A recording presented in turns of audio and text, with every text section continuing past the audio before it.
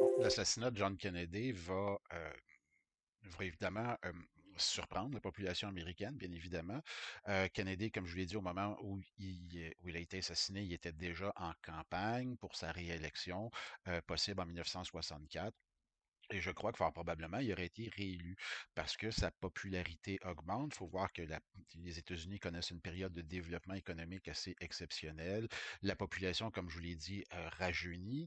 Il y a encore 12 millions d'Américains qui se rajoutent entre 1960 et 64. La population passe de 180 millions à 192 millions.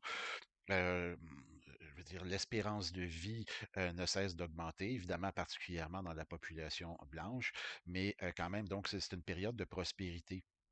C'est juste, il y a des grandes entreprises américaines comme le General Motors, dont le chiffre d'affaires équivaut essentiellement au budget de la France. La flotte pétrolière, la flotte de navires de Esso est aussi grande que, en fait, 6 fois plus grosse que ce que peut compter comme la marine marchande de l'Union soviétique. Donc, c'est une période où les gens consomment énormément. On achète beaucoup d'autos, d'électroménagers, on achète beaucoup d'avions.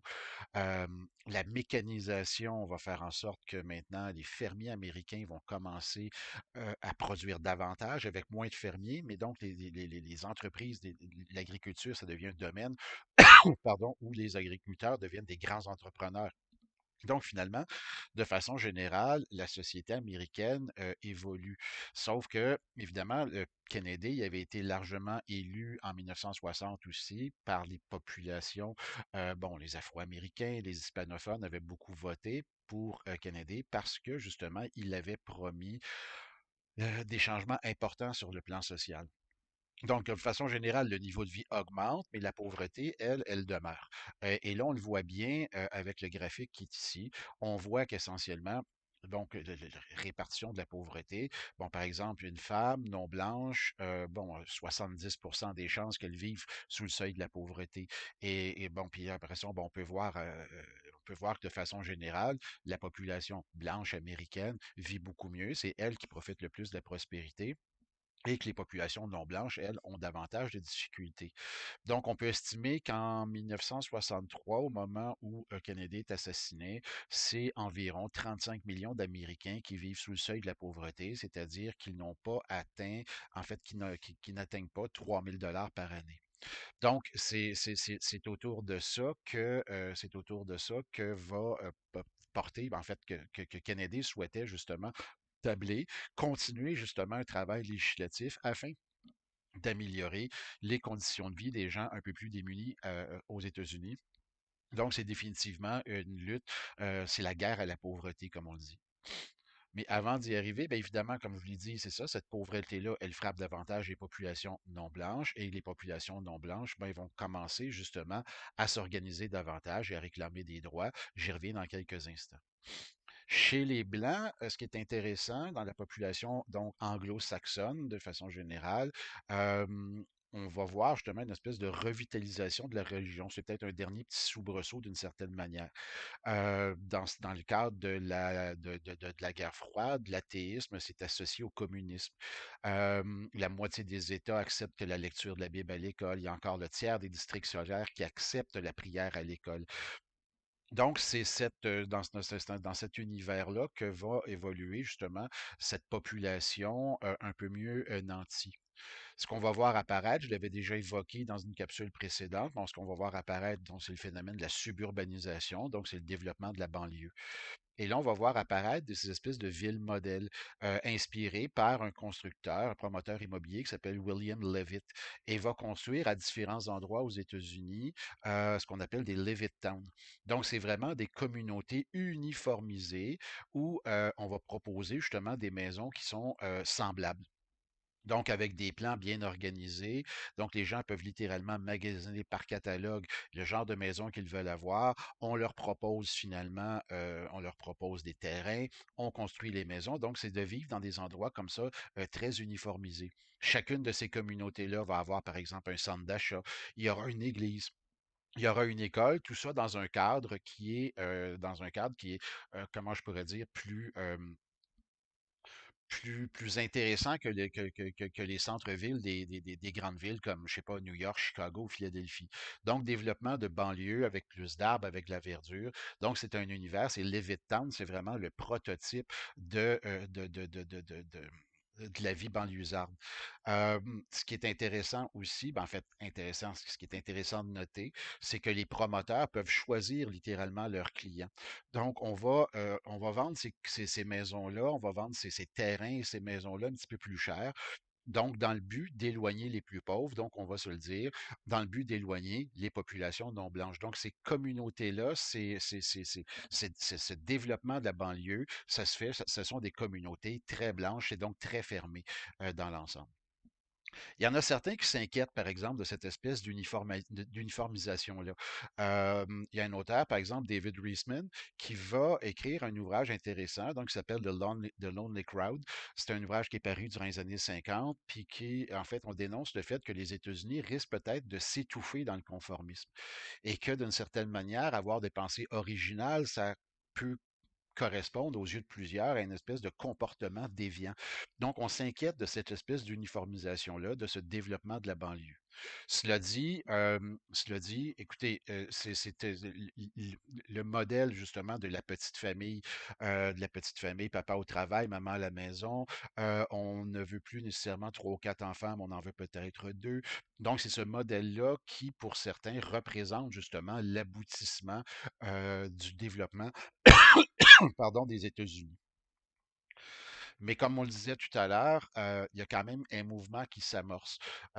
C'est la lutte pour les droits civiques. C'est un mouvement qui s'amorce après la Deuxième Guerre mondiale, qui va prendre de l'ampleur durant les années 1950.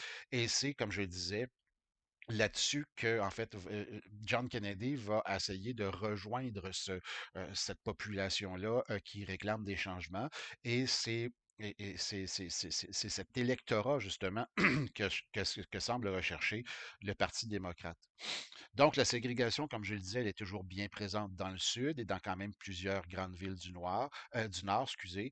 Euh, un Afro-Américain, par exemple, il y a des lois dans plusieurs États, ne peut entrer chez un Blanc que par la porte arrière.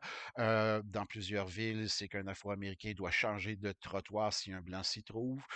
Euh, Essentiellement, bon, mais c'est l'image qu'on aime bien utiliser, c'est que un Afro-Américain peut balayer dans un magasin comme pour sa job, mais il ne peut rien y acheter. Donc, autrement dit, c'est vraiment là une séparation. La ségrégation, elle est toujours bien, bien, bien vivante. Mais là, ce qu'on va commencer à voir à partir des années 50, c'est des changements justement pour essayer d'atténuer les effets de la ségrégation. Une première décision très importante, c'est en 1954, c'est Brown versus the Board of Education of Topeka, donc c'est au Kansas. Quelqu'un va contester justement les mesures ségrégationnistes et que ben, finalement la décision rendue par la Cour suprême des États-Unis en 1954 invalide essentiellement l'arrêt Plessy contre Ferguson de 1896 qui officialisait d'une certaine façon la ségrégation. Donc, c'est clair que dans la décision rendue par la Cour suprême en 1944, en 1954, pardon, dans cette décision-là, c'est qu'on dit clairement que la ségrégation n'offre pas les mêmes chances à tous et que les écoles doivent être ouvertes pour tous. C'est un pas très important, c'est un pas même majeur, mais en même temps, comment faire appliquer ces règles-là, c'est pas nécessairement si évident que ça. Et là, on va commencer à avoir de la résistance. Mais l'intégration va se faire graduellement. Ça va se faire de façon difficile, mais graduellement. On va le voir en 1957. Donc, le Little Rock Central High School va accueillir ses 7 premiers étudiants de couleur en 1957. Et ben là, on peut le voir justement. On voit l'image d'une étudiante comme ça qui est accueillie par des cris, il y a une immense foule et que le gouverneur de l'État refuse de faire intervenir la milice locale, de telle sorte qu'on est obligé d'envoyer des soldats de la garde nationale pour justement protéger les étudiants. Donc ici, c'était à Little Rock, pardonnez-moi, c'était 9 étudiants, 6 filles et 3 garçons. Et là, on va commencer à voir justement, à partir de début d'intégration comme ça, on va commencer à voir justement d'autres gestes qui vont être intéressants. Donc, encore des images justement devant le fameux high school. Donc, la foule qui n'est pas d'accord du tout, du tout, du tout avec ces décisions-là. Mais on va voir donc le mouvement pour les droits civiques qui va commencer vraiment à s'organiser. On va voir, bon, bien évidemment, c'est la vieille organisation, la NAACP, la National Association for the Advancement of Colored People, fondée en 1909. Ça, c'est une organisation qui fonctionne beaucoup pour, ben, en fait, qui va intervenir au niveau des tribunaux, afin que forcer finalement les autorités, que ce soit municipales, les autorités de l'État, à faire respecter justement la loi du pays. Fait que donc, cette organisation-là continue à fonctionner, puis même, je dirais même, redouble d'efforts après la Deuxième Guerre mondiale. Après ça, on verra se fonder ben, le Congress of Racial Equality, donc ce qu'on appelle le CORE, ou la National Urban League. Donc, ce sont toutes des organisations qui sont là pour faire la promotion, justement, d'une meilleure intégration et, justement, des organisations-là qui sont des organisations qui sont là pour lutter contre la ségrégation. Peut-être l'organisation la plus célèbre, c'est la Southern Christian Leadership Conference, fondée par un pasteur de la Georgie qui s'appelle Martin Luther King. Et là, ben, on va organiser des actions très ciblées à des endroits bien précis. D'abord, pour mettre en évidence qu'il existe encore de la ségrégation, mais en même temps aussi mettre en évidence la stupidité de ces lois-là. Donc, on va organiser toutes sortes de manifestations, comme par exemple, donc, bon, tout ce qui touche justement à la déségrégation des autobus. Il y avait cette loi, donc c'était un endroit bien précis, c'était Montgomery en Alabama. Et là, à un certain moment donné, une dame qui revient du travail, elle s'appelle Rosa Parks, et la section à l'avant réservée aux personnes blanches, elle était vide, et alors qu'à l'arrière de l'autobus, ben, la section occupée par les gens de couleur, elle était pleine. Elle est fatiguée, elle a mal aux jambes, elle a travaillé toute la journée, elle prend place dans un siège réservé à des blancs. Le chauffeur lui demande de quitter, elle refuse, et elle est arrêtée. Et là, ben, ce cas-là, finalement, de 1955, ben là, ça va faire le tour des États-Unis. Donc, c'est le ridicule, finalement, de voir une femme comme ça, tout simplement, qui veut tout simplement s'asseoir, ben, ça fait, comme je le dis, ça frappe d'une certaine manière les imaginations. Et là, s'organise au sein de la population noire de Montgomery en Alabama, on organise un boycott du système d'autobus. Ce boycott-là va durer un an. Et littéralement, on va mettre sur pied un système de transport parallèle, c'est-à-dire que la communauté afro-américaine s'organise et se structure, et on va organiser des transports. Ceux qui ont des voitures, bon, il y a des endroits qui vont pouvoir venir chercher des individus, les amener à leur lieu de travail, mais donc un boycott qui dure un an. Et comme la population afro-américaine constitue l'essentiel des clients de la compagnie d'autobus, bien, cette compagnie d'autobus, après un boycott d'un an, commence à faire des pressions sur les autorités de la ville afin qu'on change le règlement parce qu'on a besoin de ces nouveaux clients. Fait que c'est ce genre d'action-là que va mener justement Martin Luther King et son groupe. Comme par exemple aussi aller s'asseoir à des comptoirs. Il y avait des magasins qui s'appelaient Woolworth, il y en avait partout dans le sud des États-Unis, il y en avait même jusqu'au Canada. Et il y avait des sections pour les Afro-Américains, il y avait des sections pour les Blancs. Et donc, l'idée, c'était d'aller s'asseoir, organiser des groupes et aller s'asseoir dans une section réservée pour les Blancs. L'objectif, c'était d'être arrêté, comme on le voit ici avec Martin Luther King. S'organiser pour qu'il y ait des caméras autour, s'organiser pour qu'il y ait des journalistes. L'objectif était d'être arrêté. Et après ça, bon, on était libéré. Mais tout ça, justement, c'est pour mettre en lumière des lois qui sont passablement passées date. On va voir aussi s'organiser ce qu'on appelle les Freedom Riders. Ça, c'est en 1960-61. Ce sont des groupes de blancs et de non-blancs qui décident justement de prendre un autobus. Donc, ces espèces d'autobus qui faisaient des longues distances, des longs trajets, il était interdit dans plusieurs États du Sud que un autobus avec, bon, avec des passagers mixtes, appelons-les comme ça, franchisse les lignes de certains États. Donc, on défiait ouvertement la loi. L'objectif était d'être arrêté et encore une fois, mettre en lumière les stupidités de certaines lois.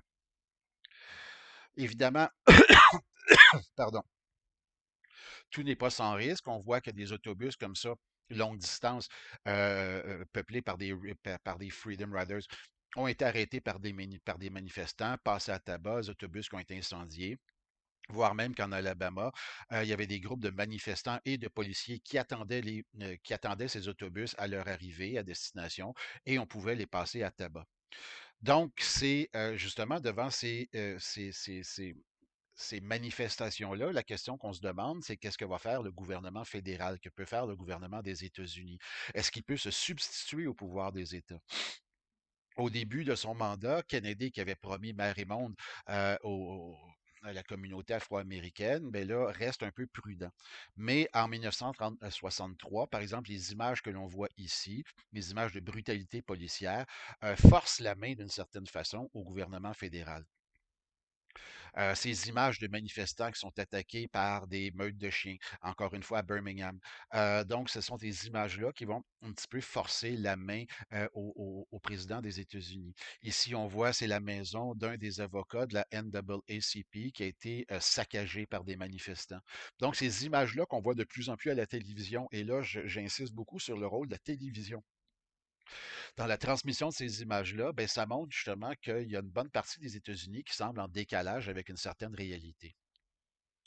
Ce qui force la main aussi beaucoup au gouvernement, puis là, on voit, c'est seulement quelques semaines avant l'assassinat de Kennedy, mais encore là, à l'instigation de Martin Luther King et de certains autres groupes, il y a une immense manifestation, une immense marche euh, qui se déroule à Washington. Donc, c'est le 28 août 1963.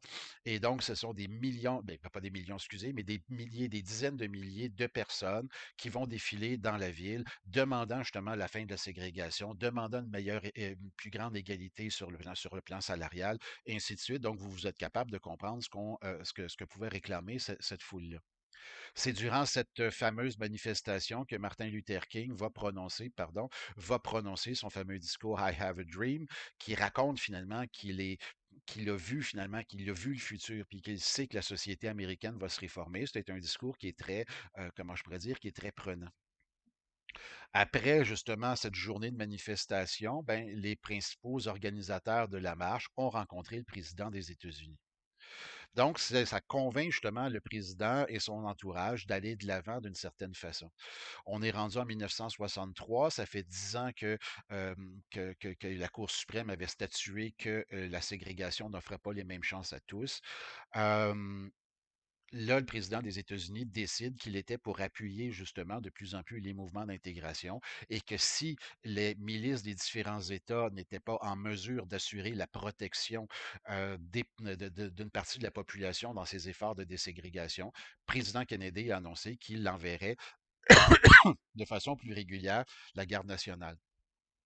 Faites juste imaginer que au début des années 60, il y a une seule école qui est intégrée au Mississippi, seulement quelques-unes en Caroline du Sud.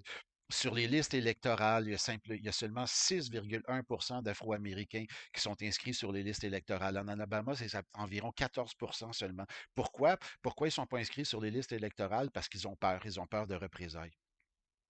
Une des choses que va mettre en branle l'administration Kennedy, ça va aboutir après sa mort, c'est l'adoption du 24e amendement.